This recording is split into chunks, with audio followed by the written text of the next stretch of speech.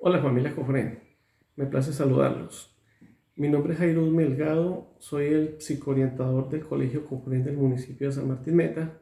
Hago parte del equipo de soporte pedagógico y hoy quiero compartir con ustedes un espacio de socialización Cofren en casa dirigido a la comunidad educativa en general, pero sobre todo dirigido a los padres estudiantes.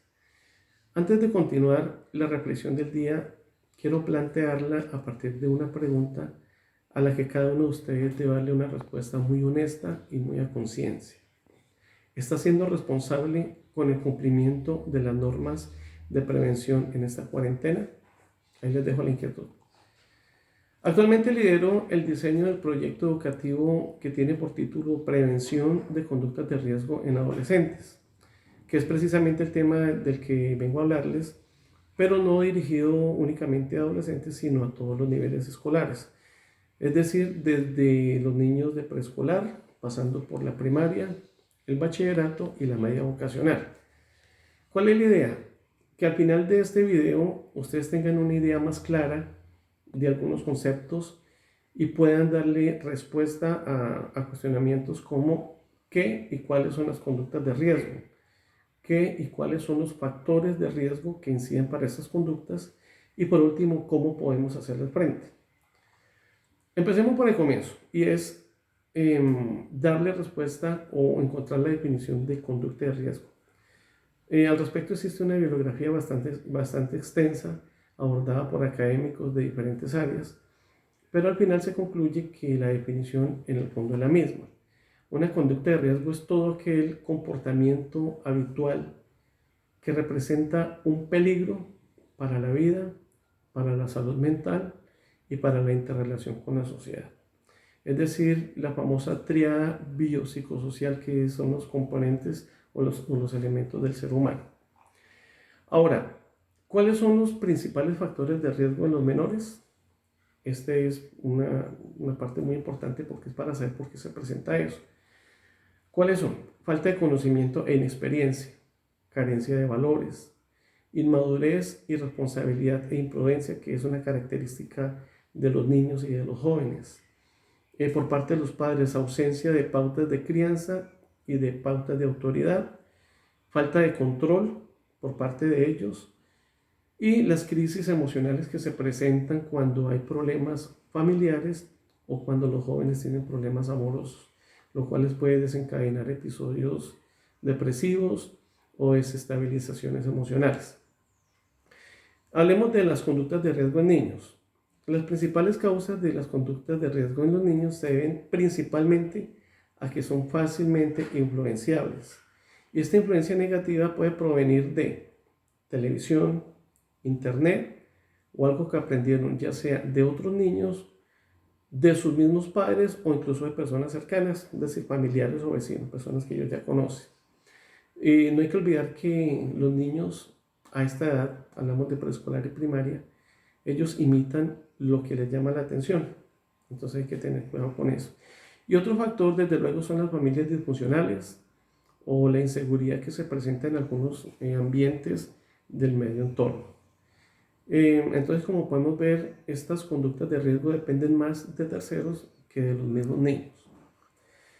Abordemos las conductas de riesgo en adolescentes, que es ya un poco más complejo y un poco más extenso. Como ya sabemos, la adolescencia es la etapa más vulnerable para las conductas de riesgo y es apenas normal, porque es el ciclo en que se presentan cambios en el cuerpo, cambios en su pensamiento, se presentan los episodios de rebeldía, ya no están apegados a los padres, sino por el contrario empiezan a sentir desapego hacia ellos.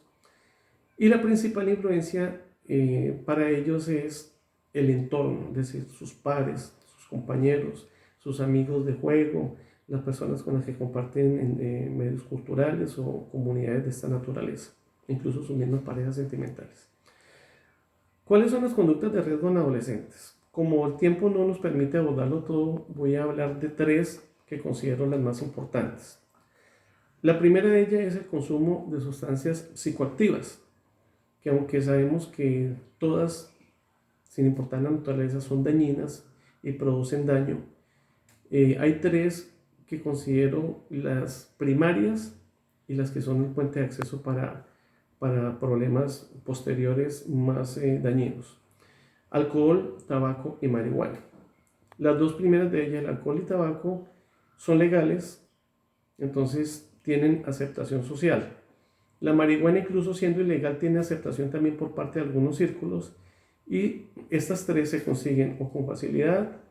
El costo no es alto como otras drogas, y lo que decía antes, se convierten en la puerta para acceder al consumo de otras drogas que son muchísimo más peligrosas, muchísimo más fuertes, como la cocaína y la heroína, que a mediano y largo plazo pueden producir no solamente dependencia, sino enfermedades como cáncer, afecciones respiratorias, cardíacas y hepáticas.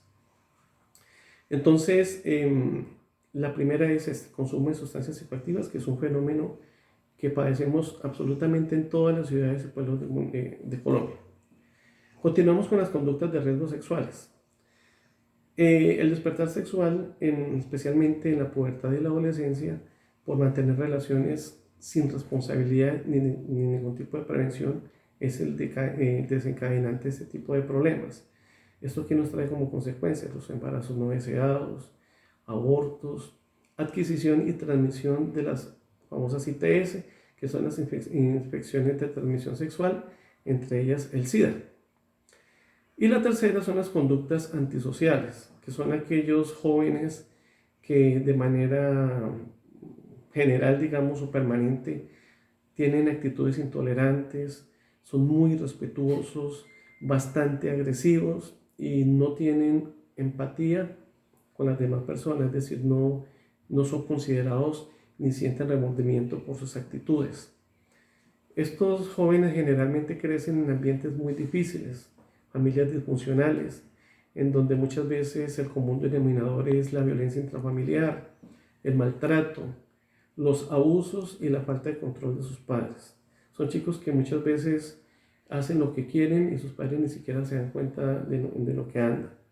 Y muchas veces las estadísticas han demostrado que se inician en pandillas que empiezan a hacer actos vandálicos y en el peor de los casos terminan robando o perteneciendo a grupos delincuenciales. ¿Cómo prevenir las conductas de riesgo? Que es la pregunta del millón y de pronto lo más importante para obtener de esta charla. Tener mucho diálogo y respeto y comprensión con los chicos. Hablarles abiertamente sobre los peligros a que se exponen. Crear límites, eso es importante, normas de convivencia, así como decirles cuáles son las consecuencias en caso de incumplimiento. En caso de que las lleguen a incumplir, entonces imponer la sanción para que vean que realmente esto se va a cumplir y que no solamente una amenaza para que ellos hagan las cosas. Y por último, conocer sus amistades y rutinas diarias sin que se llegue a invadir su espacio y su privacidad, porque eso les molesta muchísimo a ellos.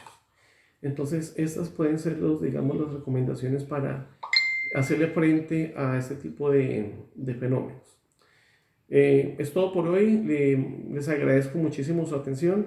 Nos vemos en una próxima oportunidad y recuerden, porque estamos más unidos que nunca, en Cofren hacemos más por su familia. Muchísimas gracias.